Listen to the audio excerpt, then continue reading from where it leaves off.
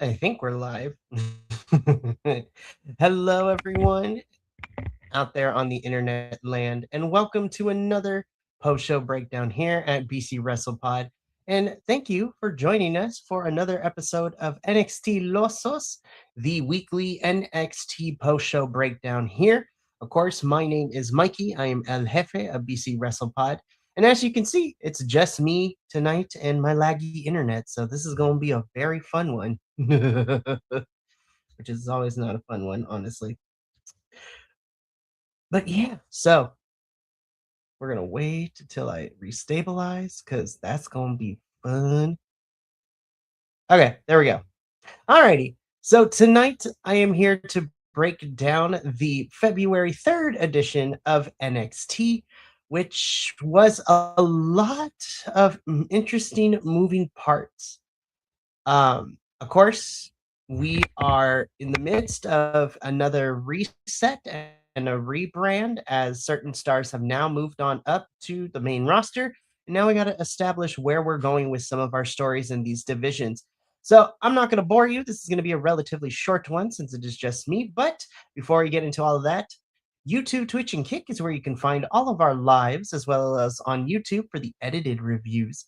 We have social media at BC WrestlePod, where you guys can find us for the report cards and the previews of the weekly shows and everything, which is going to be fantastic. And on top of that, you are also going to be finding some other stuff as well. Merchandise at our shop, bcwrestlepodshop.fourthwall.com. And on top of that, we also have a coffee bot where if you want to help us pay for these streaming services and these pay-per-views out here, please be our guest, but no pressure. Alrighty, well, with that out of the way, let's just jump straight into it. So we kicked NXT off of this particular week with some breaking news.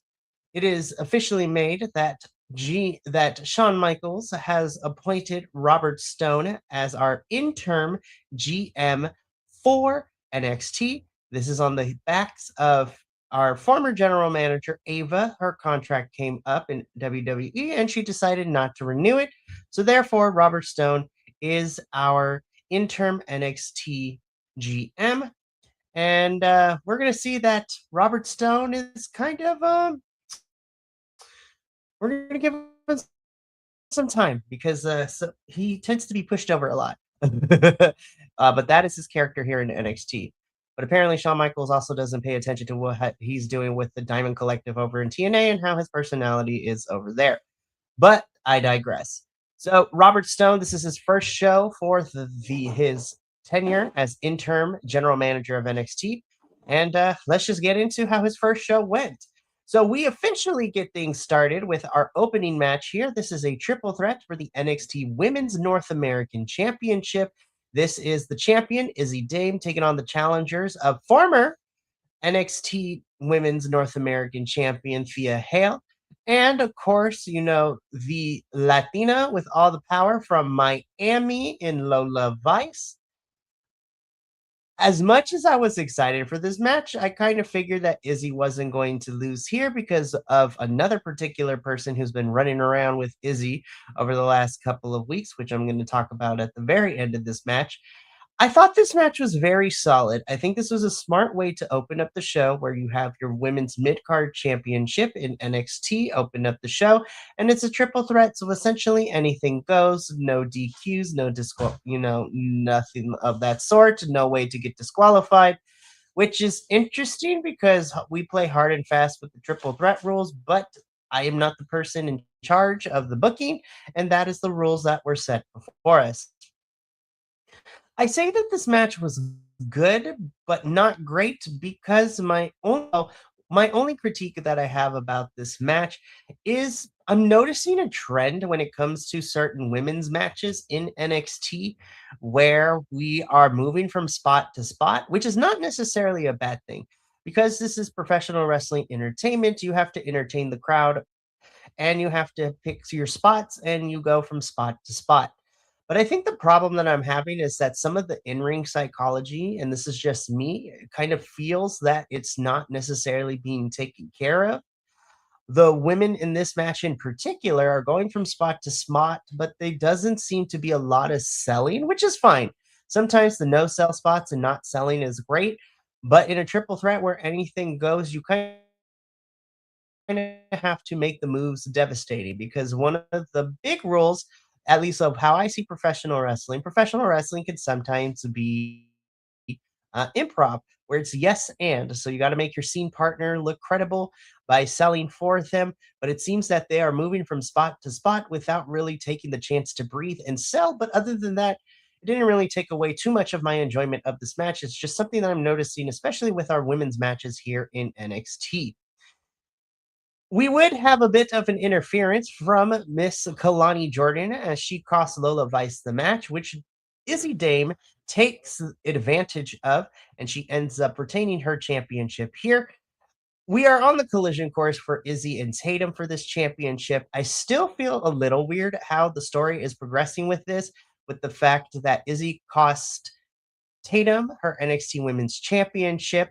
Tatum technically wins the revenge match. And now we're going to continue to run Izzy and Tatum again, where Izzy taking the Women's North American Championship would be cool, but I'm a little trepidatious when it comes to that, given of how short Tatum's NXT Women's Championship reign was when she got the title off of JC. We're going to talk about JC a little bit later in the show, so I'm going to put a pin in that. But overall, solid match. I wish the women would sell more. And I'm really hoping that we kind of move away from going from spot to spot and not having moments for the match to breathe, but still a solid bout to open up the show. After this particular match, we head backstage where once again Zarya and Sol Ruka are not on the same page. Zarya confronts Sol about being in the Royal Rumble and not telling her. And Sol says that tonight they're here to win the TNA Knockouts Tag Team Champions and she's going to win them for herself. And that makes Zarya a little upset. We're going to put a pin into our favorite couple and we're going to talk about them during the match because it seems I think we are officially having a direction of where we're going as to Zarya and Sol kind of finally breaking up, and that feud is going to start at some point. After that, though, backstage, we see that Lexis King, the craziest painted beard of all professional wrestling, and Stax, the current TNA International Champion, have some words with Chase U, specifically Uriah Connors, telling him that he needs to, go along with his birthright because of who his family is in the wrestling world. And this we get a tag team match made later in the show between Chase U and Lexus and Stax. I'm gonna talk more about it because I don't like this group. I don't like this story, but you know what? It is what it is, and we're gonna talk more about my frustrations with this after the match itself. From here, we get a promo from Mr. Tony D'Angelo after weeks of attacking folks on the NXT roster and being escorted by security and essentially arrested and thrown into jail, only to be bailed out by Ava. Tony finally addresses as to what he is doing and why he is here. So, this is going to be interesting for sure. And my biggest issue, well, okay, I'm gonna say my issues. I'm gonna start with the positives, right? So the positives is I am glad that Tony D'Angelo finally allows us and he lets us in with his promo as to why he is here and why he's been doing what he's doing. But then he told us, and I'm a little perplexed because he's been attacking everybody but who he was attending to. So Tony's promo can be boiled down to two things here, right? So the first thing Tony D'Angelo stated that Dark State took everything from him, so he is going to dismantle Dark State and take everybody out one by one. And then the second one is that once he's done dismantling Dark State, he will let us know what his next goal is. And so that is how the promo went. So Tony is going to be taking on Dark State. I don't know if this means Tony is going to run the gauntlet and he's going to take out the members of Dark State one by one, or if he's going to get some backup. But I'm here for it, but it's really weird because Tony was taken off television. We don't know what happened to Tony. That was never really addressed. And now Tony's motivation here is that he's disheveled, he's distraught, he is a man with nothing to lose, and so he wants to dismantle Dark State. Anybody who has watched our post-show breakdown of NXT knows that I'm not the biggest fan of Dark State. I don't know, and they keep trying, and the way that they're presenting Dark State is that they are a faction that is running roughshod in NXT. I'm like, have several seats with all of that. It is crazy out here. But I'm happy that Tony is finally answering why he's here. We're going to see Tony wrestle probably at some point in the next couple of weeks. Again, we either are going to go one by one through Dark State or run the gauntlet and have Tony face all four. Excuse me, in a gauntlet match style. But at least we're putting wheels to Tony, and now it's not just him showing up, not talking, beating up wrestlers, and tune as stay tuned as we continue to look at this developing story. Moving on. So we have another men's speed championship tournament to determine the number one contender who's going to face Jasper Troy here in a couple of weeks. And so tonight's matches saw, of course, our newest NXT star, Elio LaFleur, take on Charlie Dempsey in a speed match. It was a speed match, so it was really quick. Elio LaFleur wins. He's either going to be facing either Eli Knight or Josh Briggs in the finals to see. And then that winner will go on to face Jasper Troy for the Speed Championship. I don't really have too much to say. It's a speed match. It is 3 minutes. Try to get everything that you can, and Elio moves on to the next round. Let me tell you, outside of our main event, I think this is one of my other favorite matches of the entire night. So this is the TNA Knockouts Tag Team Championship match. The challengers are Zaruka, so Zarya and Sol Ruka, taking on the current TNA Knockouts Tag Team Champions in the Elegance brand, being represented by Heather by Elegance and M by Elegance, also known as Maggie Lee. This was a really solid match. Of course, we had Miss Daria Ray, our new co-general manager of TNA, with Santino Marella in the audience, which is cool to see. This match was really, really fun for two different reasons. Number one, the Elegance girls looked really good, and so did the Zaruka girls. All four women actually did amazing, and this was a match that perfectly exemplified what I had an issue with the opening match of the Women's North American Triple Threat, and is that this match had spots, but we also had time to breathe. We sold moves. We did some really great stuff. So that was one of the reasons why I really liked this match. The second reason why I like this match too is because of the consequences of the story that we've been playing at with Sol and Zarya for the last couple of months, and everything just imploded in this match. From Zarya not tagging Sol in, wanting to win the championships by herself, to Sol Ruka accidentally hitting a Soul Snatcher on Zarya, it just fell apart for the Zaruka girls, which would allow the Elegance brand to capitalize on the disjointed and miscommunication and allow them to retain the TNA Knockouts Tag Team Championships. So we are in some hot water with Sol and Zarya, as these girls are not on the same page. The relationship is at its breaking point, and we would see that no better than what happens next. But these pictures explain the downfall of the Zaruka is distraught after hitting a Soul Snatcher, and the Elegance brand capitalize by picking up the win here. Yeah, Zaruka, this was a big hit to their relationship.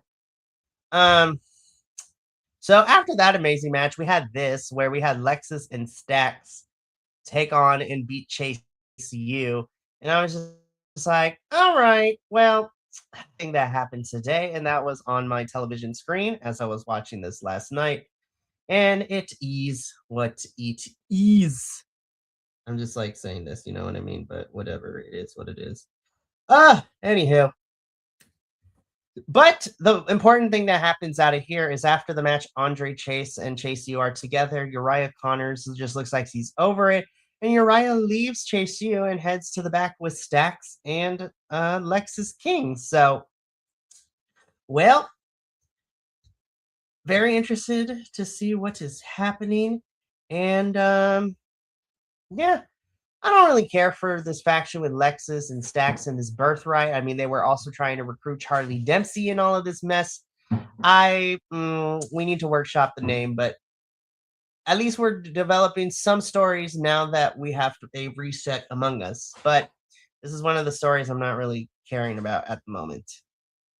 Now, let's talk about this because this is an extension of what happened during the TNA Knockouts Tag Team Championships. Fatal Influence come out. JC Jane talks about her being in the Rumble. Zarya comes out and she is tired of waiting. She wants to face JC for the title. But then we had Ren QCC, like Kendall Gray and Ryan Sinclair, make their stake to the claim. So Ruka comes out and, also is here as well. And our general manager, or at least our interim general manager of the night, or at least until further notice, Robert Stone makes a match official next week where it will be a number one contenders tag team match. It will be Zaruka, so Zol Ruka and Zarya versus Ren QCC, which is Ren Sinclair and Kendall Gray. And the winner of the match, or whoever gets the pinfall in the tag team match, will become number one contender to the NXT Women's Championship. So it's whoever gets the pin in the tag team match will become number one contender for the title, for JC's title, I should say. I'm very interested of how that's going to work, but again, we're trying different things and we're going to see what happens with all of this. So we're either going to see Ren Sinclair, Kendall Gray, Zarya, or Sol Ruka go on to face JC. And what I'm assuming is probably going to be Vengeance Day. I'm not even going front. And rumor reports is saying that Vengeance Day is going to happen at the Performance Center. So because we're in a reset, we're not traveling for our PLEs for NXT quite yet. But the first one will probably be happening at Vegas for Stand and Deliver in April. So I'm very interested to see who ends up walking out as number one contender and when we're getting that match. So we're going to see all that next week. Speaking of next week, this is a preview of the matches that we have solidified for next week. Again, like I mentioned, we have a tag team match of Zarya and Sol Ruka versus Ren Sinclair and Kendall Gray. The winner of the pinfall will become number one contender for the NXT Women's Championship. And we're also getting Jada Parker versus Blake Monroe next week. And I'm like, okay. I thought we would build this up more, but hey, you know what? It is what it is. Main event time. We had a 7-person ladder match for the vacant NXT the NXT Championship, my bad. And our participants as follows. From left to right, we have Keanu Carver, Joe Hendry, Dion Lennox, Sean Legacy, Shiloh Hill, Ricky Saints, and the current WWE Evolve Men's Champion in Jackson Drake. I had a blast with this. I was a little worried because I was just like, this is a lot of people. Usually ladder matches, we only have 6 individuals, sometimes 7, but 6 is usually the limit. But we had 7 individuals. We had a ladder match inside the tiny performance center of it all. But this was really great. Keanu Carver went on a tear. He had some great spots and he was selling for folks and he just looked like an absolute powerhouse. And that's, as someone who's been kind of watching Evolve, and let me rephrase, as someone who is starting to watch Evolve thanks to the advice of another content creator on here, I actually really do like how we're building Keanu Carver. You know, I said some comments a couple weeks ago because I hadn't watched Evolve, but I went back and watched a couple of episodes, and also our host who does watch Evolve and does the report cards for them, did give me some info. And you know what? I'm kind of here for Keanu. I need to see a little bit more from him, but I'm really digging with the direction we're heading in so far. So he was great, but Ricky Saints and Joe Hendry also kind of carrying this match for everyone was great. Shiloh Hill having a really fun spot. Jackson Drake ping-ponging across the screen a lot between people was fantastic.